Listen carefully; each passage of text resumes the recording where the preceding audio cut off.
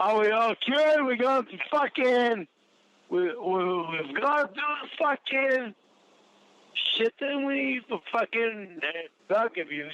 No!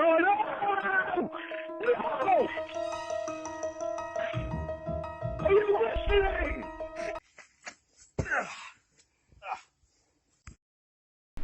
Sean here. Before we start, I'm going to give a shout out to Good and You, Allison Marie Armstrong, and Hey Boo. Thank you guys so much for your kind words. It really means a lot. This week has been rough trying to get through work, taking care of me, taking care of my son. Wah, sob story. Anyway, let's jump into it. When you get older, you start to wonder, what am I leaving behind? What kind of legacy am I going to have? What are my kids going to think of me? What are people going to say at my funeral? We all know that we show more respect for the dead than we do for the living. The people that die, complete jerkwads, assholes, bitches, Karens. But as soon as they die, she was the sweetest individual I've ever met. The most kind person you could ever imagine.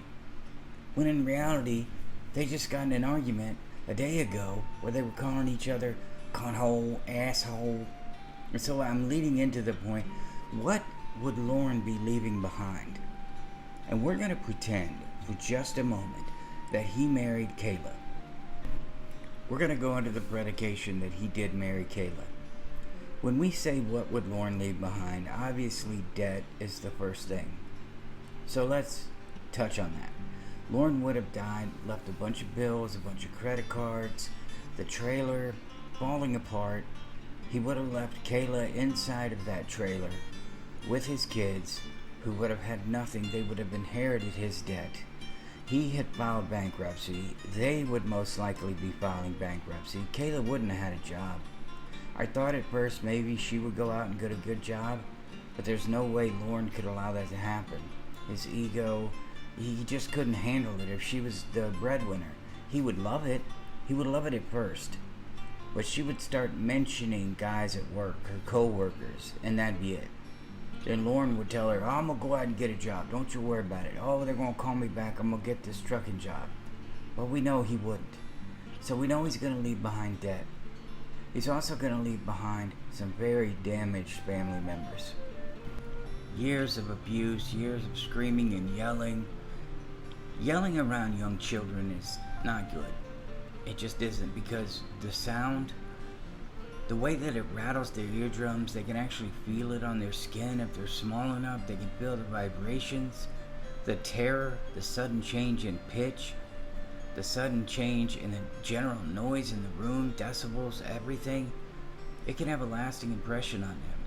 It's like a firework going off right next to their head. I was outside during the storm, and lightning hit the transformer. And the sound of that transformer, I'll never forget. It's something I'm scared of to this day. It's an irrational fear, but I'm still scared that it's going to happen because it was so loud, and it scared the living crap out of me. Well, that's screaming and yelling to kids, and Lorne's going to have done that forever. I can name a few of my friends. They grew up in a broken home, alcoholism, mental, physical, verbal abuse. They were able to get out on their own. They were able to make something of themselves. Lorne's kids wouldn't be able to leave. The only way they leave Cornville is if he gets sick of them and they become a burden and they try to mooch off of him like he did his mom and everyone else. He would send them away. They run away. Their mother assists them. Kayla assists them in running away. I'll help you guys. Go live your life. I love you, sweetie. Here's all of the money I managed to save up. I know it's only a couple $100, but go make something of yourself. Then she'll take the full-on brunt of Lorne Armstrong's abuse. When he's screaming and yelling, why aren't his kids here to do his work so that he can mooch off of them? He would want them to stay at home so they could pay the rent, they could pay utilities. I really believe that. I don't think he would want them to go anywhere. So by the time, let's say that happened, by the time he's dead, let's say he lives to be 70, by the time he's dead, those kids, they're going to be what, in their 30s or 40s, still living at home? It's Cornville.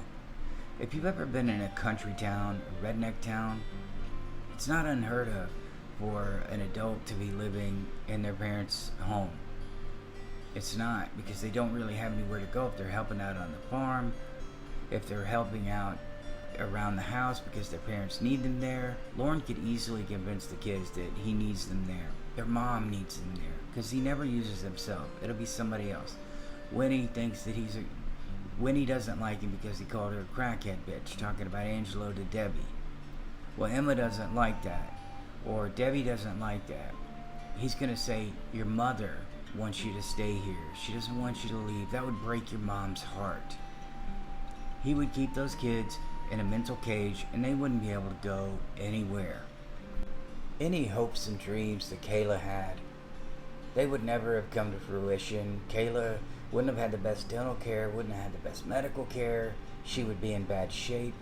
She would look terrible. She wouldn't be allowed to wear makeup, because Lorne would say, well, why do you need to wear makeup? You know, you're already home. Why do you need to put on makeup? Even if she just wanted to feel good about herself, she wanted to dress up, he wouldn't allow it to happen. We know he'd be like I said, physically, mentally, verbally abusive. He'd be a monster. So when he died, Kayla would have a memory of a monster, and she would feel relieved. I can tell you somebody right now that when their significant other passed on, they didn't shed a tear. They stayed with them for the kids, which I don't recommend anyone doing, but I know you're going to do it anyway. Some people will stay with a spouse simply because they feel like they have no other option. That's why Kayla would still be there. What am I going to do? Where am I going to go? How am I going to make a living? Lorne has pretty much made it so that I can never leave. Think about it if she was the breadwinner. If she tried to go out and get a job, think of what Lorne would do. I mean, really think about it for a second. I'm going to pause. The first thing you probably thought of is he's going to guilt trip her. He's going to follow her to her work. He's going to want to drop her off and pick her up. He's going to monitor everything she's doing, everyone she talks to. Any work functions, he's going to be there, introducing himself, making an ass of himself, letting everybody know, I'm Kayla's husband. She's going to sneak makeup at work. She's going to. There's no way around it. She's not going to go to work and not feel good about herself. I'm not saying all women need makeup. Please don't kill me. I'm just saying from my experience, at least the women I've talked to, makeup is empowering. It's not dress-up doll. It's empowering. And it's something that they enjoy. And if they don't, fine. High five. Who cares? But I'm just saying, Kayla seemed like a girly girl. She would want to go get her makeup, put it on when she gets there in the car. The first time Lorne saw her with makeup on, who'd you put makeup on for? Why do you have makeup? Looks like your lipstick's smeared. Let me smell you. Is that cologne? No, Lorne, it's perfume. It smells like cologne. You've been cheating on me. And the abuse begins. His legacy would be that he ruined Kayla's life. He would say that he made it better. I put a roof over your head. We've had food. We had some kids. We got good kids who were probably, honestly, alcoholics and in jail. But he would pull that whole crap about, look at the life we created. Sitting outside in two of those $2.99 Walmart chairs, those white plastic chairs that feel like they're going to collapse at any moment. He's drinking Bud Light. She's probably drinking herself into oblivion if she's not on any hard drugs. I think she would turn to those because she just couldn't stand being around Lorne. His legacy would be a life ruined. And I think Kayla's legacy would be she survived. I don't know who would be at his funeral. He talks about being alone. He listens to Little House on the Prairie, for God's sake. I have a theory. I don't think he would get like Marvel movies. I mean, DC movies are so terrible, but I love them anyway because they're superheroes that I like. But I don't think Lorne would understand any of it. Why's that guy got them powers? Imagine him watching an X-Men movie. He has nothing in common with anybody, as I've talked about before. So my point is, who would be there? Who would be at his funeral? And what would they say? Lorne has lied his entire life. And if he had a group of friends, he'd be lying about what happened, what he did. We were talking the other day, me and my friend Howard, The guy I was telling you about, who said people were passing out as he was walking down the church aisle, he used to tell a story that the developers of Call of Duty called him or contacted him. He was so good, they wanted him to come on and be a part of the team. He said people would take their Xboxes and throw it out the window. If they got paired up with him in a match, he would say, "Hand to God." This would happen. People would tell me, "I saw you came in, I just smashed my controller, gave away my Xbox, threw away my Xbox." This is what this guy said, and in reality, we finally played with him. He was terrible, but there was always an excuse. But I'm making a point, because that guy's entire life is a lie. Everything he says is a lie. Nobody can substantiate any of it. Lorne's mom would be dead. The only person who halfway cares about him.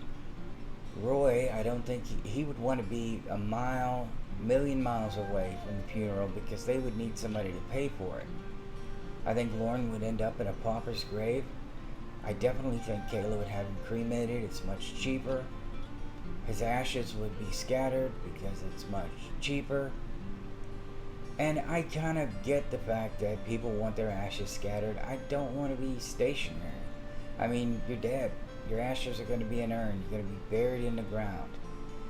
Just scatter them where you want to be. Well, where would Lorne's ashes be scattered? This is what I'm getting at. Where would those ashes be scattered?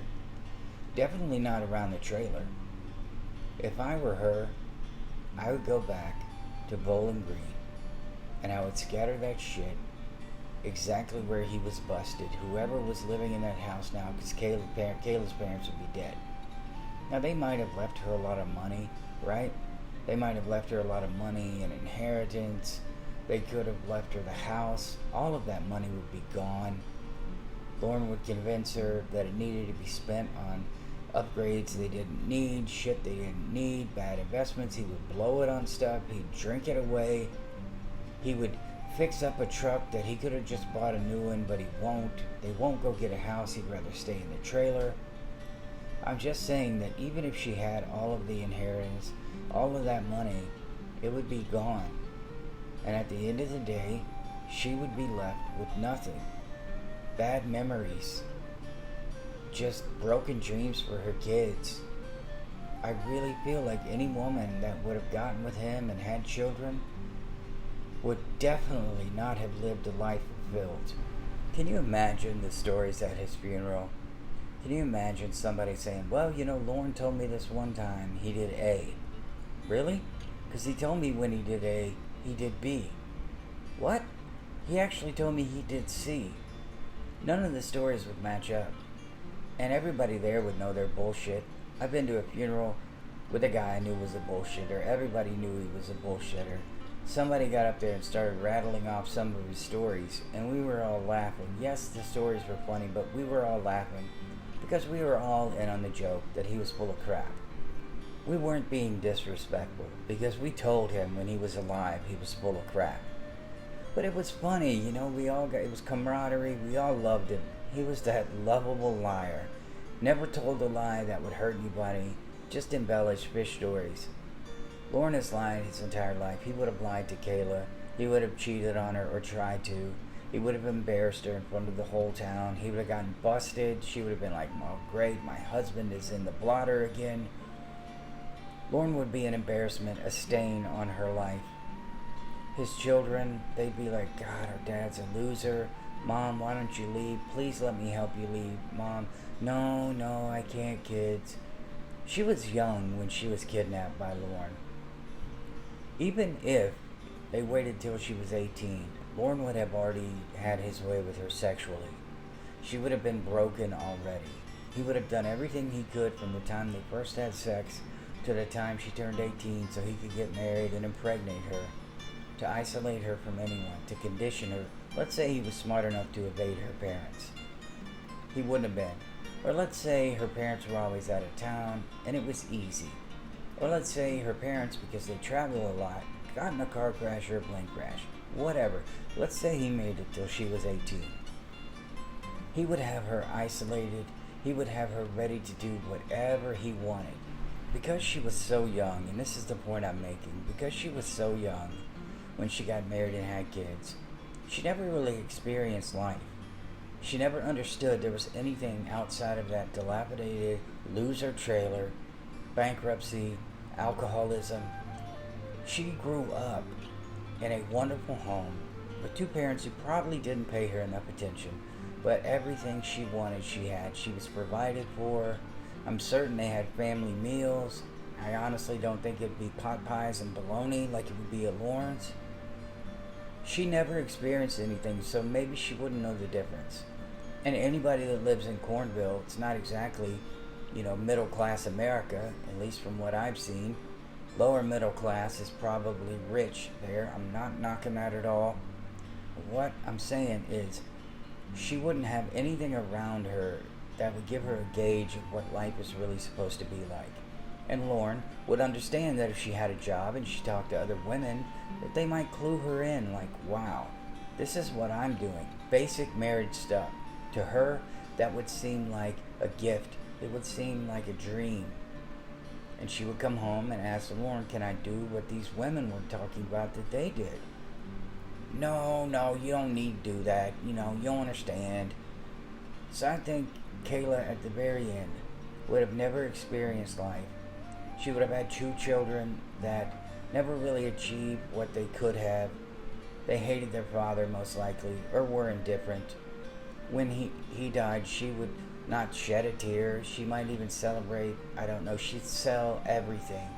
And I think she would finally try to go somewhere, do something. She might even go back home to Bowling Green. Just somewhere she knows, where she can set up a life and try to spend the rest of her days in a place that's not rat infested, mold infested, filled with abuse and screaming and anger. Her children could come and visit her, and they could have a family moment without dad screwing it all up. Those are just my thoughts. I feel a little bit better. Thank you guys for asking how I'm doing. I love you, and I will see you in the next one.